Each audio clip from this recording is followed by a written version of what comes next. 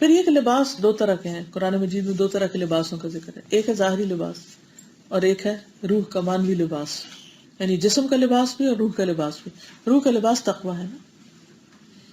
رسول اللہ صلی اللہ علیہ وسلم نے فرمایا جو شخص لباس پہن کر یہ دعا پڑھے الحمدللہ الذی کسانی ھذا الثوب ورزقنیہ من غیر حول منی ولا قوۃ، اس کے پچھلے گناہ معاف کر دیے جائیں گے.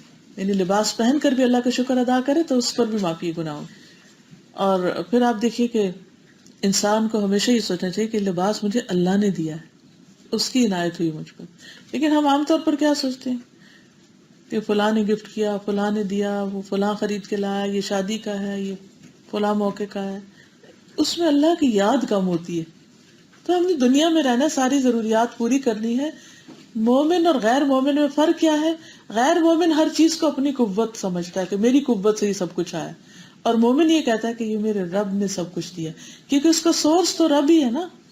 چاہے وقتی طور پر آپ اسباب اختیار کرتے ہیں کہ آپ خرید کے لاتے ہیں، ٹیلر کو دیتے ہیں، یہ بنے بنائے لاتے ہیں اور پہنتے ہیں، لیکن اوریجن کہاں سے؟ دھاگے کی یا جو بھی مٹیریل کپڑے میں استعمال ہوتا ہے وہ کہاں سے بنتا ہے؟ انسان تو نہیں بناتا، اللہ سبحانہ تعالیٰ نے اس کا سورس پیدا کیا ہے. کپڑے نہ ہو، ضرورت کے نہ ہو تو بھی اللہ سے مانگے، اللہ آپ پہنائیں. پھر فرمایا انکم تخطئون باللیل والنہار، بندو تم دن رات گناہ کرتے، ہر وقت گناہ ہوتے ہیں. وانا اغفر الذنوب جميعا، اور میں سارے گناہ معاف کر دوں گا. فاستغفرونی اغفر لکم، مجھ سے بخشش مانگو میں معاف کر دوں گا. مایوس نہ ہو، سارے گناہ معاف ہوں گے، لیکن شرط کیا ہے؟ استغفار.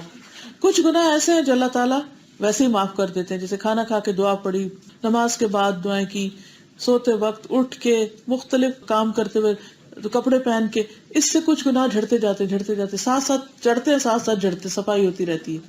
جیسے ہر روز ہمارے سیلز نئے بنتے ہیں اور کچھ مر جاتے ہیں، ایسا ہوتا ہے نا، پتہ ہے نا آپ، ہر روز ہمارے جسم میں کچھ سیل ڈیڈ ہو جاتے ہیں اور کچھ نئے بن جاتے ہیں. تو ایسے ہی ہر روز ہم کچھ کانٹے اگا لیتے ہیں گناہوں کے اور کچھ ساتھ ساتھ اچھے کاموں سے جڑتے جاتے ہیں. لیکن کچھ گناہ ایسے ہوتے ہیں کہ جن پر باقاعدہ استغفار کی ضرورت ہوتی ہے اور اس پر بخشش مانگنی چاہیے. اب اس کے لیے کیا ہے؟ جیسے 100 دفعہ جو کہے سبحان اللہ و بحمدہ، اس کے گناہ معاف کر دیے جاتے ہیں، چاہے سمندر کی جھاگ برابر ہو. فرمایا ہر انسان خطا کار ہے اور بہترین خطا کار وہ جو توبہ کرتے ہیں. یاد رکھیے نیک سے نیک انسان سے بھی گناہ ہوتا ہے، کوئی معصوم نہیں ہے. پیغمبر بس معصوم ہوتے ہیں، عام بندے کوئی اسکالر ہو، کوئی عابد ہو، کوئی زاہد ہو، کوئی عالم ہو، کچھ بھی ہو، سب گناہ گار ہیں. سب سے غلطیاں ہوتی ہیں، سب سے خطائیں ہوتی ہیں، سب سے قصور ہوتے ہیں.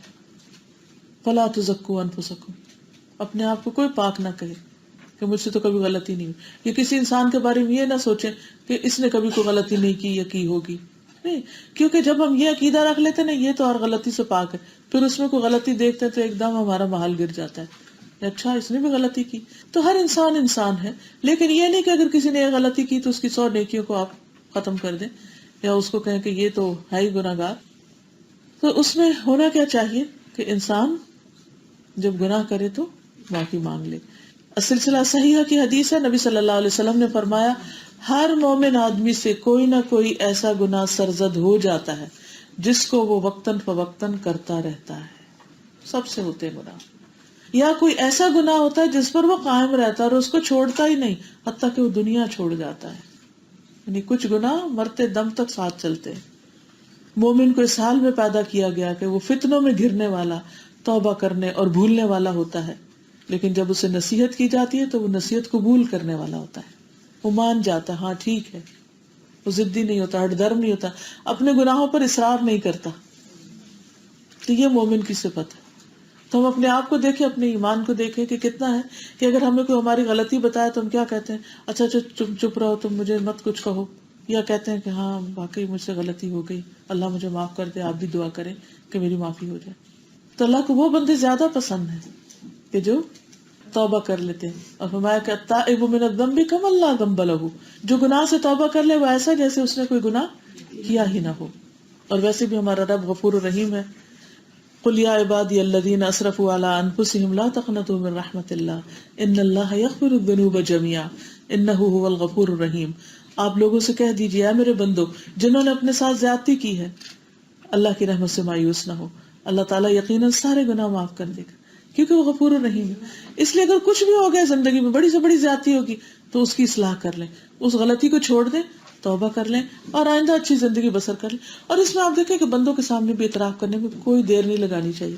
کسی کے ساتھ زیادتی ہوگی، سوری کر لیں، اچھا سوری، کیا ہو جائے گا؟ کچھ بھی نہیں ہوتا. بچوں کے ساتھ، بڑوں کے ساتھ، میاں کے ساتھ، بہن بھائیوں کے ساتھ، کسی کے ساتھ، کسی کلیگ کے ساتھ سوری کر لیا بس، تو اس سے کیا ہوتا ہے؟ اپنا دل آزاد ہو جاتا ہے، وہ گرہ کھل جاتی، اللہ کی رحمت آتی. دوسرا معاف کرے یا نہ کرے پھر یہ اس پر ہے، لیکن اللہ تعالیٰ پھر ایسے بندے کو معاف کر دیتا ہے.